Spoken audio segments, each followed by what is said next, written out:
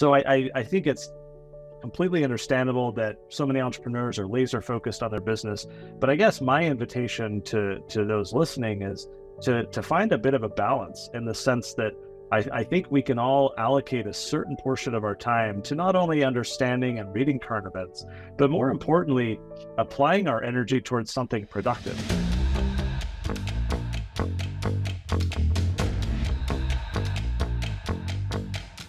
Welcome to the Break Free Podcast. I am your host, David Vancella. As everybody knows, this podcast is it's a beautiful venue to take the wisdom out of amazing people living life in their own terms. Connor has been with us before. I was reviewing the podcast interview from a few months ago, and it was so profound. I highly recommend people to listen to that podcast again, take notes, and take action. The only way to make something better out of your life is not only to get the knowledge, but actually take action on that knowledge. Otherwise, it just comes from one ear and goes into the other and is meaningless. It's just like watching TV. So Connor is back with us, and it's a great time because he's an expert in economy. He has written many books. His passion is teaching children how to get better at life and not end up like the standard, the media, where everybody gets in debt before they know how debt works. So Connor, welcome back to the show, brother. Thank you, David, for having me. I'm excited to chat with you again. Excellent. Connor, just for the background, I gave a little bit of an intro, but tell the audience about your books and what you're doing to move the needle towards a better place. Yeah, so I have written 40 books total. Just published our 40th book this week, which is exciting. And many of those 40 books are part of the Tuttle Twins series of books. So these are children's books. We have for younger children, for older children, different books for different ages. And they basically try to teach kids how the world works. In a very real and practical way. How does inflation work? What is money? Why is entrepreneurship so important? How do we learn? What's the golden rule? What's personal responsibility? Now, some of those topics might be very boring. They were boring when I learned them in school years ago, because you'd sit down in a textbook and you'd have to just learn new vocabulary, and it was all boring. Our books all use storytelling. So we introduce these ideas through fun stories, designed to help the kids see these principles in action in the lives of the fictional characters. So it's been amazing. We've sold, 5 million books now, I think, and we have a cartoon and a podcast and all kinds of resources, because what we're seeing out in the world is so many parents who recognize that there are serious problems happening in the economy, in our governments, and they don't know how to tackle those. They don't know what to do. They don't know how to talk to their kids about what's going on in the world. So we want to start there at the dinner table with a family, mom, dad, kids, discussing current events, critical thinking, talking through what their views are, and then get out into the world and try and make it better. And what a good opportunity to talk to you about this. As everybody knows, inflation is out of control. Interest rates went up to 6% in Canada. I think the US is pretty similar, 5-6%. To give you an idea to the audience, if you had a mortgage of $450,000 at about 1.82% interest, compounded over like 25, 30 years, it would have been about, $2,000 a month. At 6% interest rate, that goes to almost $5,000 a month. So if people are experiencing and renewal on their mortgage with a 5-year contract or a 3-year contract, because even some people made it shorter because it was cheaper. Now when they have to renew, they're losing their homes. I have a story from a couple in Toronto. These people, they've been renting an apartment for over 7-8 years, paying $3,000 a month in rent. The landlord owned the apartment, but they had this mortgage, and they were cash flowing about $700 a month with that interest rate, with 2%. Now the landlord is losing $2,500 a month by keeping that apartment rented. So what do? You sell the apartment to pay off the debt and you evict the people, but you can't because these people have nowhere to go. So they've been looking for a place to live since January. And on top of that, his wife is pregnant. Oh, wow. Think about this. So he doesn't want to move because he doesn't have a place to live. Nobody will rent them for $3,000 a month anymore because nobody's making money with that kind of money. And it's a 600 square feet apartment in downtown Toronto. That's crazy. And it's sad that stories like the one you just shared are increasingly common. It's why, for me, I in college, I struggled with economics. It was all supply and demand curves and aggregate demand and all these abstract ideas. But economics, really, fundamentally, it is the lived experience of individuals like this person that you're referring to, and how they're able to financially survive, how they're able to generate income, how they choose to spend their money. And so what I've found in talking to kids about this is that economics can be really interesting when you explain it simply as human action. Why do humans act the way they do? What incentivizes them to make different decisions? How do we make choices? Why do we make the choices that we make? And what's difficult is the world that we're in, with all the inflation and the banking crisis and everything that's happening right now, is these aren't just theoretical problems. These aren't just academic, discussions. This is harming a lot of people. I always like to say the term, I have this phrase that I say, corrupt the money, corrupt the society. And so many of our problems, the story that you mentioned and a host of others, all stem from the fact that we've corrupted the money. We have what's called soft money, meaning that governments in Canada and the States and Guatemala and everywhere else, they print money, which dilutes the purchasing power of everyone's current money, in effect stealing from them. It's stealing some of their purchasing power. And so increasingly they are unable to afford groceries and rent and school and so forth. And so it's this huge transfer of wealth as a result of governments printing money. Now, if we had something like the gold standard, for example, or even Bitcoin and things like this, you would have hard money, meaning that politicians would not be able to just create more money.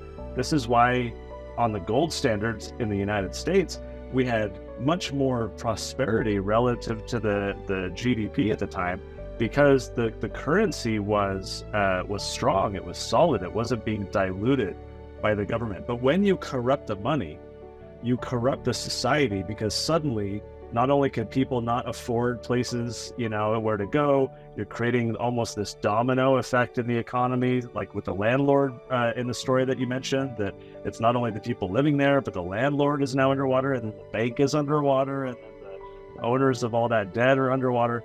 It's a huge, huge problem. And in my mind, it all stems from the money. What is money? Are we letting the government abuse it? Are they printing a ton more of it? Because when they do, there's all of these downstream effects. And then the little guy like your friend and many of my own are punished because of the choices of some bankers and politicians who want to, do a bunch of crazy stuff. I think ultimately the solutions that we're talking about have to be monetary reform. We have to restrain governments from being able to just print money willy-nilly, because we all pay the price. And also, talking about governments, I don't do politics. I just rather do the best I can with the free economy that we live under, which is still amazing. But I was trying to look back, like, why are we getting ourselves into these problems in all these economic cycles? Because it's a cycle, right? Like, this is not the first time this happened. Right. If you go back to 2008 and how much money they printed there, and then go back to the dot-com crash at the early 2000s, and then you keep going back all the way back to the Great Recession. So, what I did? I started reading the Bible, because that's the origin, right? It's the origin of humanity as a civilized humanity. And, the people wanted to have a king. God never intended for us to have government the way government runs now. They asked for a king, and then, the Lord said, okay, I will give you a king. And that was the beginning of this horrible, corrupted society. And when he said that, when he warned the children of Israel through, I think it was Saul at the time, and said, okay, I'll give you a king. I will acquiesce to your demands. There was a warning. There was a warning that Saul gave the people, and that was the king will enslave your children. It will turn them into soldiers. We'll spend all the money on chariots and military supplies, basically. We'll tax you, heavy burdens, right? And so it's funny that you share this story, because so many of these warnings are coming true, and we now have this, whatever country you're in, you have a relatively oppressive government, oppressive in the sense that it's a heavy burden to bear. It takes a lot of your money. It restricts a lot of your behavior. And so you're right. Like, I think the natural human disposition is one of freedom, that we are free agents, that we have agency, we are able to act rather than be acted upon. But so many people, David, in my estimation, using another Bible story, who was this, Esau or something, want to sell their birthright for a mess of pottage, right? It's oh, hey, I want this government program, or I want this, these benefits, or I want these politicians in charge. And so they surrender their freedom. Benjamin Franklin has this great quote where he says, those who trade away liberty for a little bit of security will have deserve neither, and will lose both. And so, for example, 9/11 happened, and all of a sudden everyone says, oh, we're super scared. Or a pandemic happened. Oh, we're super scared. Let's empower the government. Let's print a ton of money. Let's shut down the economy and the schools, because we're scared and we want to be kept safe. So we surrender our freedom. The government grows and grows. And then we've sold our birthright, and we no longer, like the early children of Israel, we're now under the oppression of a king, and paying the price for a lot of poor decisions. And it's crazy. Again, to the people that are listening, this is a business podcast, but we live under governments. And unfortunately, because of that, because we want to trade freedom for security, we are in the place where we are right now. Because people are unable to say, I'm going to take responsibility of my life. I'm going to learn what I need to learn. I'm going to add value to the society so I can, pay for my own necessities. And it's as simple as that. Now, don't get me wrong. I think governments, a well-run government will actually benefit some people. Like, you could actually say, okay, the government is going to keep the law. The government is going to make sure that there is no one getting stabbed, at the end of the street because, there's bad people and there is no police to get them. Like, there is, for me, for sure, you need government, but it has to be minimal. And it has to be simple. For example, I'd much rather to say everybody is going to pay 15% tax on everything they earn and make it simple. You know how much bureaucracy we would have cut and the cost? But no, you have to do your income tax, and you can deduct this and deduct that and this grant and this thing, and then you have your tax brackets and your levels. And it's a mess. David, who stands in the way of that simplicity? Just to use a simple example, in the United States, when Congress a few years ago was considering simplifying the tax code, the tax laws, there's a company that owns TurboTax called Intuit, and TurboTax is the premier software that Americans use to file their taxes. And Intuit sent lobbyists to Capitol Hill, to Congress, to fight the efforts to because now you have these businesses, you have an entire industry that has arisen out of helping people deal with the complexity. So I'm with you. We absolutely need that. And yet we're fighting against people who benefit from the status quo. There are many people who financially benefit from the way things are right now. And so it's not just, having to fight a politician or a law. You're having to fight business owners who have a vested interest in profiting off of the complexity that you and I want to simplify. It's crazy because, again, we still live on the best part of the world. Canada and the USA, for me, there is no other place in the world that can compare to the blessings that we have here. I'm not complaining, but I see a degradation of our governments. And the worst part is that it's going towards communism. And if you look at the Communist Manifesto, in paper looks nice, but it's the ultimate, I'll give you all my freedom so I can have peace and security. I'll give you all my freedom for peace and security. Yep. You know who has peace and security? People in jail. It's true. Yep. Right? Think about it. Yeah. Well, and increasingly kids in school, which are built like jails. You know, I was in San Diego where I grew up. I just visited last year, and I went to my old high school just to check it out because I hadn't been there in a long time. And before, it was this open set of buildings, just inviting and open. It was a feeling of openness. Now it was a feeling of being closed and locked down. There were gates everywhere. There were security cameras everywhere, metal detectors, you know, and it felt like a prison. And so if the human spirit wants to be free, I mean, entrepreneurs, we want freedom. We want to be the masters of our own destiny and, you know, shape the world according to our vision. So we have this natural yearning for freedom.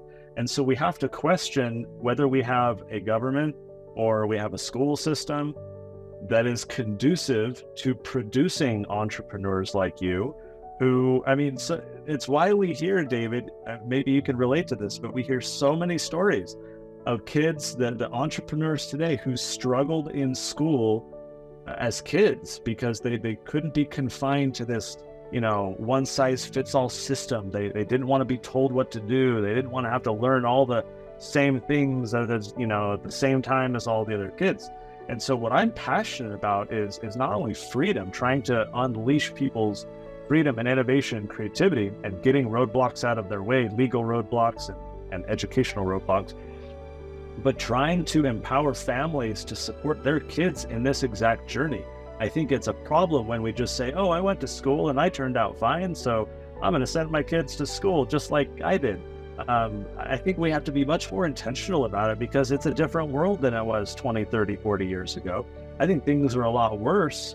To give you a little snapshot, if I may, at the time we're recording this, just last week was the 40th anniversary of a report that was published by President Ronald Reagan's administration, 1983. They called it an open letter to the American people. It was titled A Nation at Risk. And they said in this report, they said that America's educational foundations are being threatened by a rising tide of mediocrity. And that if a foreign government had attempted to impose upon America the very mediocre educational performance that now exists, again, back in 1983, we might have viewed it, they said, as an act of war. As it stands, we've allowed this to happen to ourselves.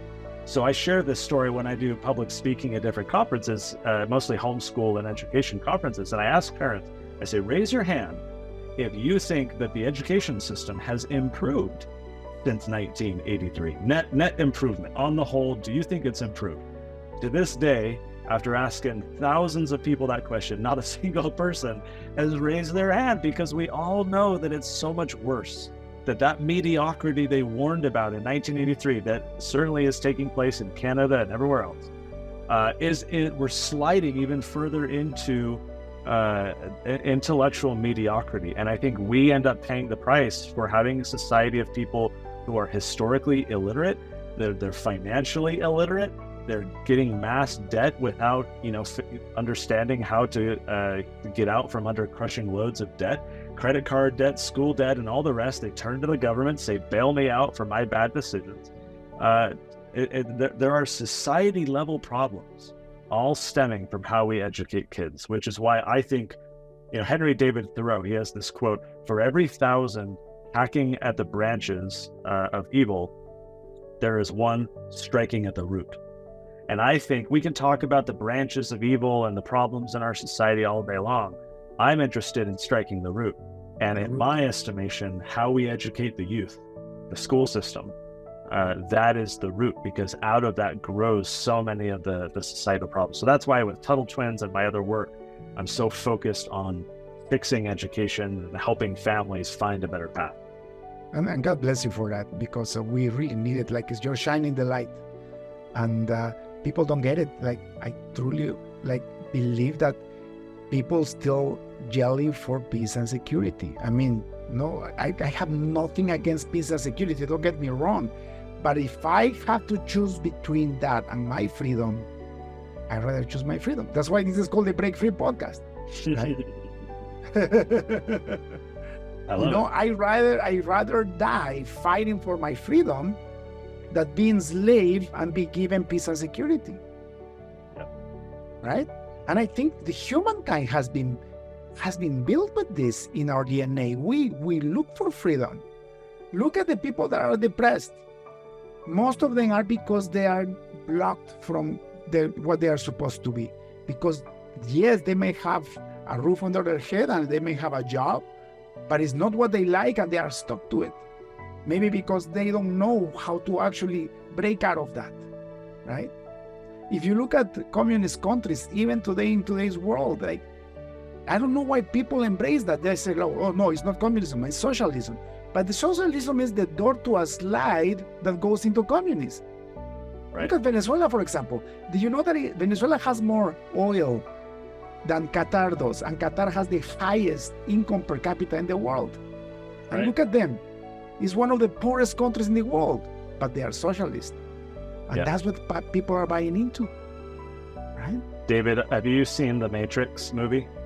Yep, many times. So I love the original. I'm not so much a fan of any of the sequels, but the original in my mind, I think often about, to your point about the title of this podcast, Break Free, and you would rather have freedom, over peace and security.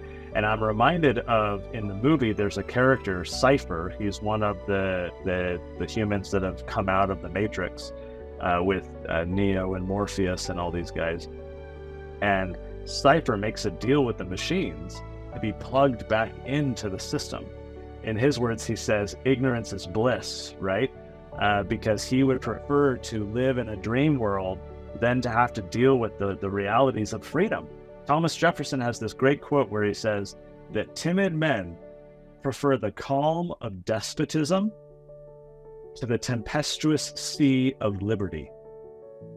Timid men prefer the calm of socialism and communism, right? Because, it's safe, it's comfortable, I'll be taken care of. The government will be there, it'll give me health care and education and benefits, right? I won't have to worry about it myself. Obviously, the government, if they're going to provide those benefits at all, are going to provide it at a very poor, rate and speed. But people prefer the calm of despotism to the sea of liberty, which is not calm. Jefferson called it tempestuous. There's tempests, there's storms, there's big waves. You're getting rocked all over the place. I mean, David, I'm sure that you could share your own business journey and how it's had all kinds of ups and downs, and then even more downs, and then some ups, but then you're down again, right? Freedom is difficult. It's meant to strengthen us in that journey, but we have to lean into it. We have to get on the ship and go sail, right? Ships were not made for the harbor. They were made for being out on the water. And so I feel like a big part of our problem as a society is that a lot of people are like Cypher in the Matrix. They prefer ignorance. In fact, when Morpheus was training Neo, before actually right after they pulled him out of the Matrix, they went into a little training simulation. And Morpheus was leading Neo through a group of people out on the street, busy intersection. And Morpheus says something like, look around, all of these people that you see represent the minds of the people that you're trying to free. You see doctors and lawyers and accountants and so forth. But keep in mind that these people will fight you because they are so hopelessly dependent upon the system. They will fight you as you try to liberate them from it. And I thought that was so interesting a description, because you and I and others, we're trying to give freedom to people. We're trying to teach them and empower them with entrepreneurship or political freedom and say the world can be better and here's the vision and let's do this. And so many people fight. They resist that. They want the calm of despotism. They want the guarantees. They want the safety net. And so they will fight those who are trying to lead them out onto the tempestuous sea of liberty. To me, that's the biggest struggle. That's what keeps me up at night. How can I break through this human condition, this tendency of people to fight the very people like myself who are trying to create more freedom? How can we get around that? And the sad thing is, after I do these thinking exercises and ponder this, I feel like, well, it just is what it is, and I'm not going to be able to fix it. So I just have to navigate around it and find the few people who want to come out of the matrix and give them the red pill. And we're going to be a minority. We're never going to stop the machines. We have to find some type of coexistence. So that's at least what I'm thinking now, subject to change. But you know what, Connor, I am a man of faith. Okay, I recently actually got back 100% into my faith. I'm reading the Bible now, and I'm living in the freedom that my faith gives me by believing in Jesus Christ. And it's crazy because I'm telling you about this because you told me about the Matrix. And do you see the analogies, between that movie and scriptures? How there is a Savior, how everybody is asleep, how you need to actually free souls from the slavery of the system. It's exactly based on the story of the Bible, isn't it? Well, it's funny you say that, because when I tell these stories about and use the Matrix as an analogy, I usually tell my audiences, I say, the Matrix I consider second only to Scripture, because it's such a powerful way to relate the human experience, which is why we see it in the Bible, right? It's what humans have dealt with for so long, that, as you say, they're asleep at the wheel, they're plugged into the system. So this is not a new condition. This isn't just 2023, or post-COVID or anything like that. We're dealing with fundamental human problems. And what I love about entrepreneurship is it's people who have a vision of building a better future, marshaling resources and muscling your way through those obstacles to build something better. But there are many obstacles. What I really like is Ryan Holiday. He has this book where he says the obstacle is the way, right? That it's not just we need to go around it or find alternative routes, that these obstacles, like the tempestuous sea of liberty that Jefferson described, they're designed for us to strengthen ourselves by pushing against them and strengthening ourselves, rather than taking the path of least resistance. Unfortunately, I feel like the school system and the media and our culture very much encourage children to find paths of least resistance, to shrug off the obstacles in their path, rather than pulling themselves up by their bootstraps and having grit. We've really lost that as a society, and I'm kind of fearful of what happens in the years ahead with a rising generation of kids who are not resilient and don't have grit. And you just mentioned that you're realizing that you're not going to win the battle, but you can find the minorities that want to be set free, right? And you're completely right. I've been digging deep into prophecies, especially this starting in 2023. Like if you look at the New Testament and the Old Testament, if you look at the book of Isaiah, for example, you look at Revelations, and you look some of the letters of Paul to the churches, and you start seeing a pattern where people will give up their freedom for peace and security. The problem is that it's fake peace and fake security. And eventually, if you see what the Bible says, it says eventually people are going to get so lazy that they will rather give up their freedom to a one world government with one currency under massive communism. That's what we're heading at. And if you look at the newer generations, they are being taught in schools this type of society. Now, it doesn't work. So, you know what works? Discipline works. You know what works? Being able to choose what you want to do for a living, as long as you add the value honestly, right? You know what works? Respecting people's liberty, right? Respect each other, right? Tolerance, that works. Having a paycheck from the government while watching Netflix all day, that doesn't work. That will lead you to depression. Absolutely. Right? And David, I appreciate how you said a moment ago that, you don't get involved in politics. And I think a lot of business owners are like that. They're busy building a business, creating value, solving problems. So I don't fault those who, forge that path or pursue that path. But I think the reality of our world, which I'm sure you would agree with and can appreciate, is that if an individual does not take an interest in politics will still take an interest in them, right? And so just because you want to ignore these problems and go focus on, your business, your family, your community, or whatever, does not mean that you're not going to be impacted, and substantially so, by decisions that other people are making where you don't have input and you're not, pushing back against them. So I think it's completely understandable that so many entrepreneurs are laser focused on their business. But I guess my invitation to those listening is to find a bit of a balance, in the sense that I think we can all allocate a certain portion of our time to not only understanding and reading current events, but more importantly, applying our energy towards something productive. For example, when I watch the news and I get upset about something, or I'm on Facebook and there's a debate that people are having in the comments and I'm letting off steam, oh, this is wrong, or you're wrong, right? I'm letting off that steam. And it might feel good, right, to get that off my chest, or yell at the TV or at my phone or whatever.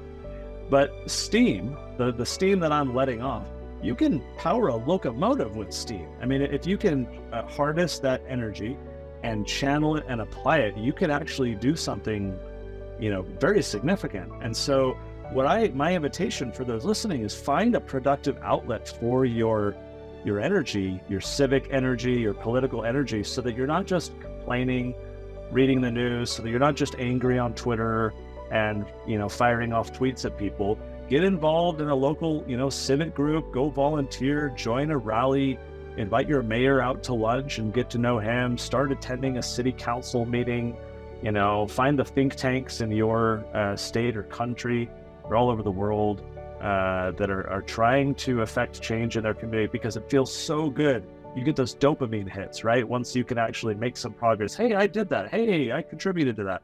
And so getting people involved, helping them apply their energy in productive ways, they're going to feel good about it. And then we're going to have more people helping us try to, push back against all the problems that we have in our day.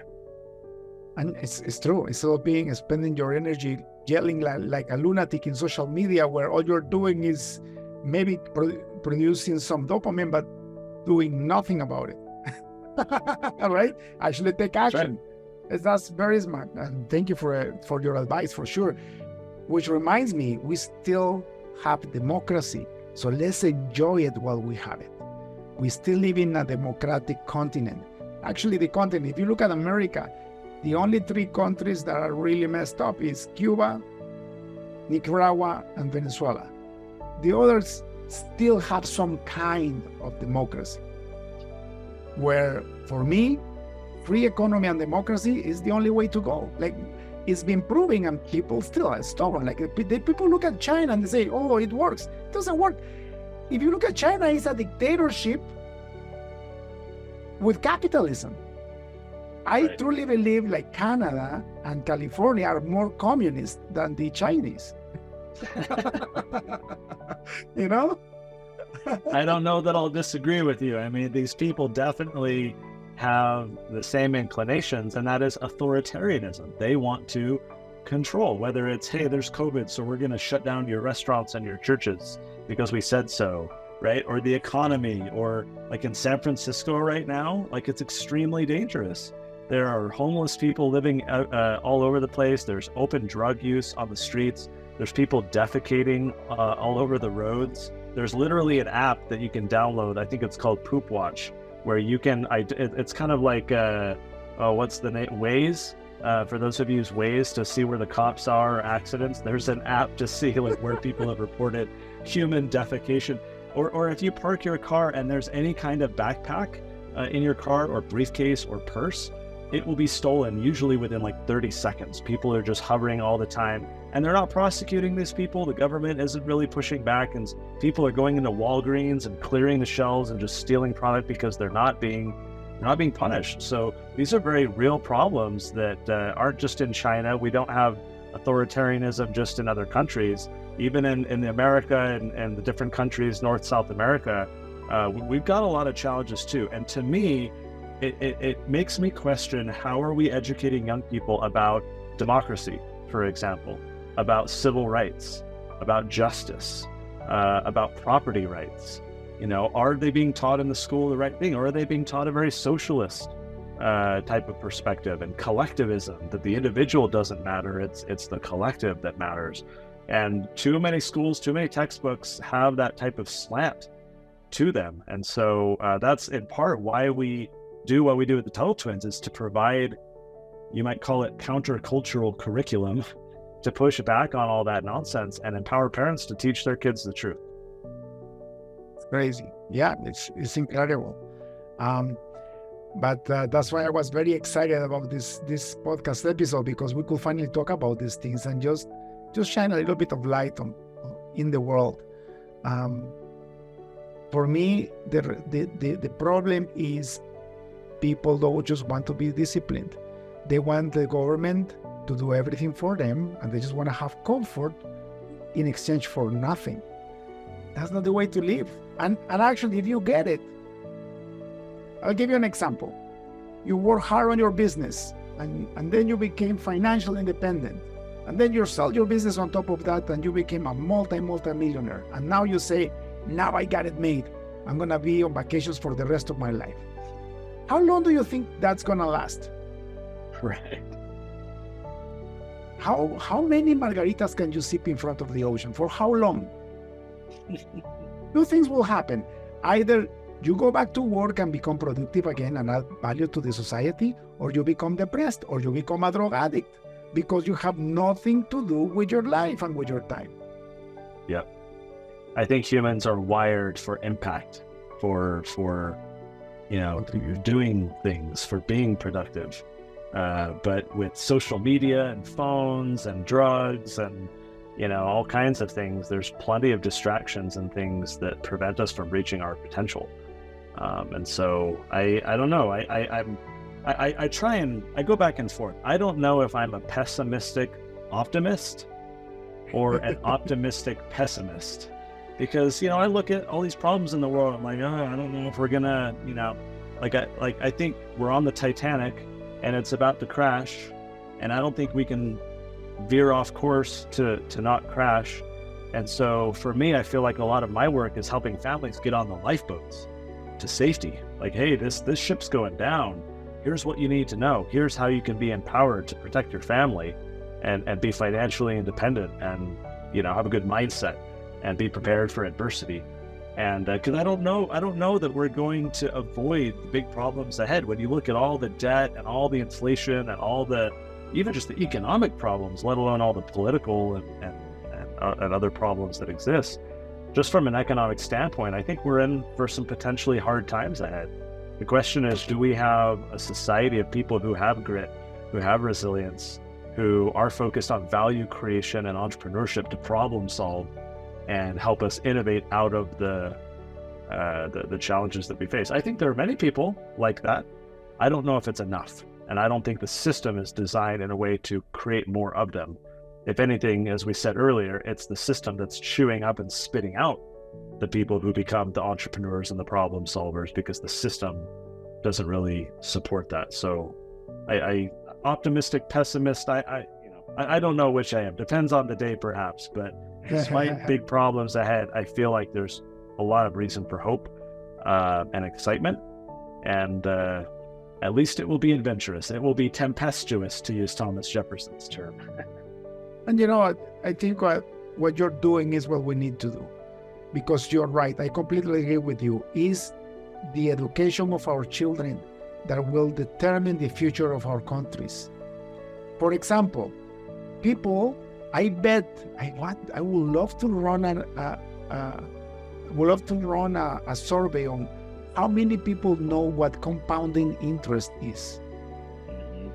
If you don't understand what compounding interest is, you will eventually be bankrupt, broke, or you will be rich just by knowing one simple economic concept, because it could work against you or for you. But because people don't know, guess what happens? It works against them. Going back to the interest rate, right? Yep. People see a monthly payment for 5 years and they're happy, and they have no idea that that's going to be renewed. And if they change a couple of points, it means thousands and thousands of dollars more a month that they have to actually fulfill, because they never had a lesson on compounding interest in a way that is understood in real life, in practicality. Yep, I agree. And again, it's all education. Are we Education. teaching kids this stuff? Is our society learning these ideas? Because we can't just ignore them. We can't just wish they go away.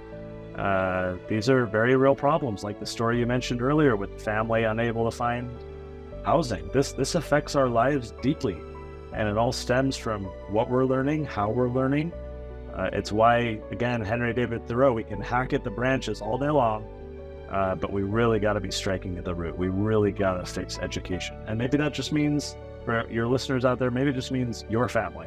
You start at the dinner table, you have deeper discussions, you homeschool your kids, you get a private school, micro school, whatever.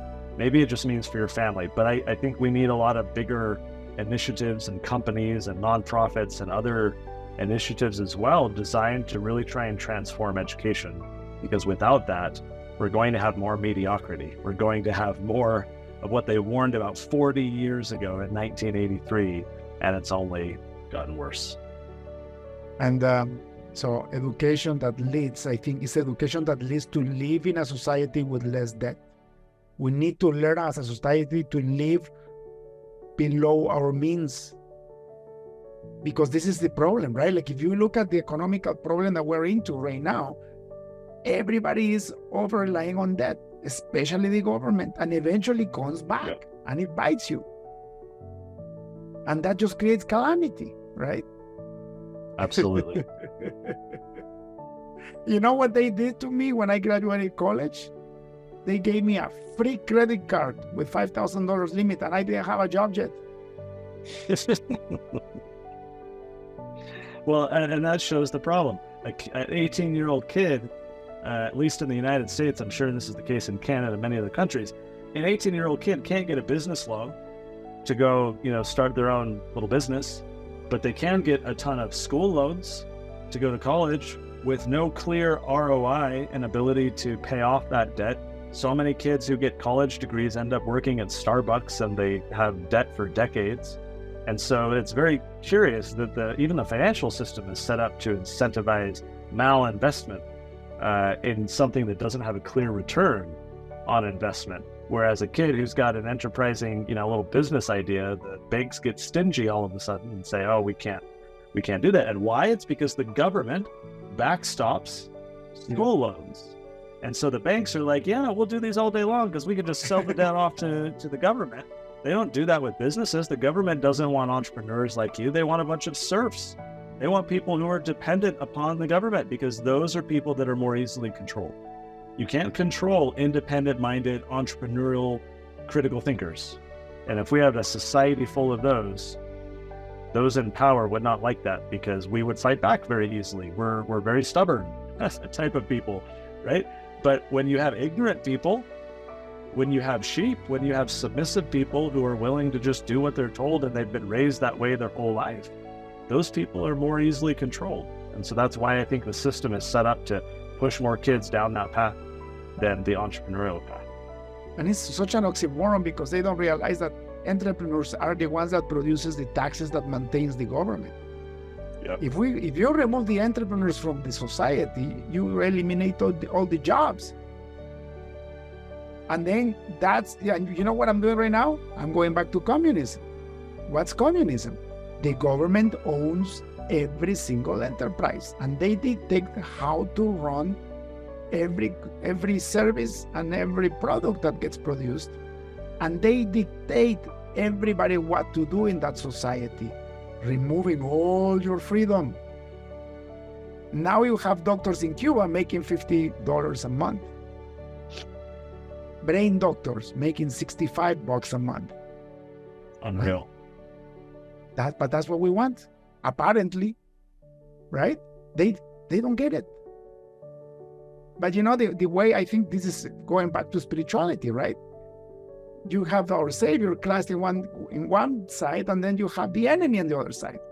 And the enemy uses tactics like this, where it looks beautiful and promising, to slow you, get you into the trap until you are in this hole that you can never get out of. And then you are like, what did I do? And I voted for this. I chose this. Nobody forced me to do this. Crazy. Again, education, right? Right? all roads pass back to this for a reason. It all stems from it. It all points to it. Man, it's why I think we all need to be so passionate about it. Again, whether it's for our own kids or for our communities, the problems that we see are really symptoms. They're symptoms of underlying problems that have been festering for a very long time. And until we address those underlying problems, the disease, right, the root of the problem, we're just, I want to say we're wasting our time with the symptoms or hacking at the branches of evil. I don't want to say we're wasting our time, but it's not used as effectively as it could be. You know, before any election, I wish we could take everybody to Cuba and see how people wait in line for 3 hours to get a piece of toilet paper or to get, half a chicken every 3 weeks, if they are lucky.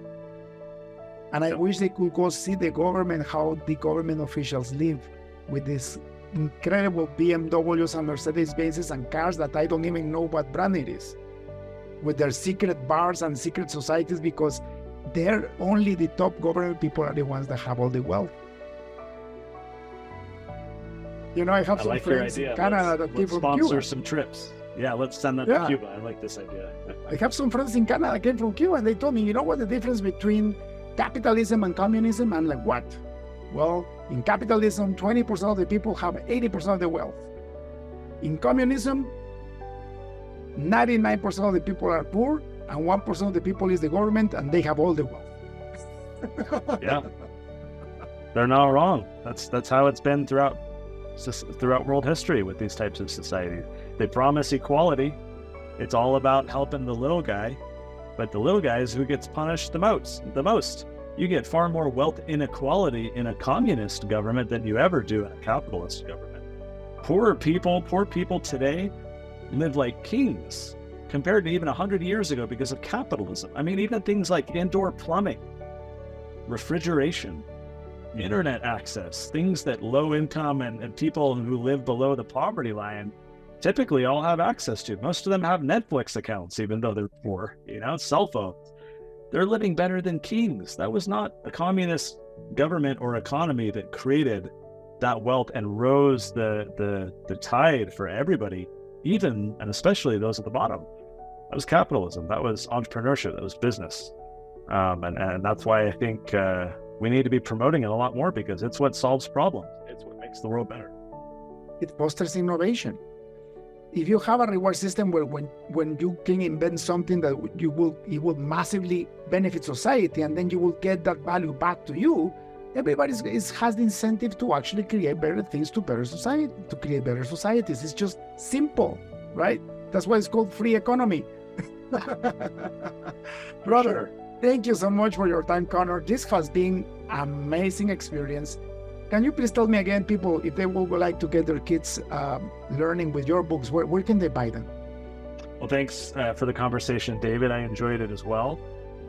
If anyone listening wants to help their kids or grandkids or nieces and nephews learn about how the world works, I'd invite you to go to TuttleTwins.com, Tuttle, TuttleTwins.com. You can find the books on Amazon as well. They're actually cheaper, and you get some bonuses if you go to TuttleTwins.com.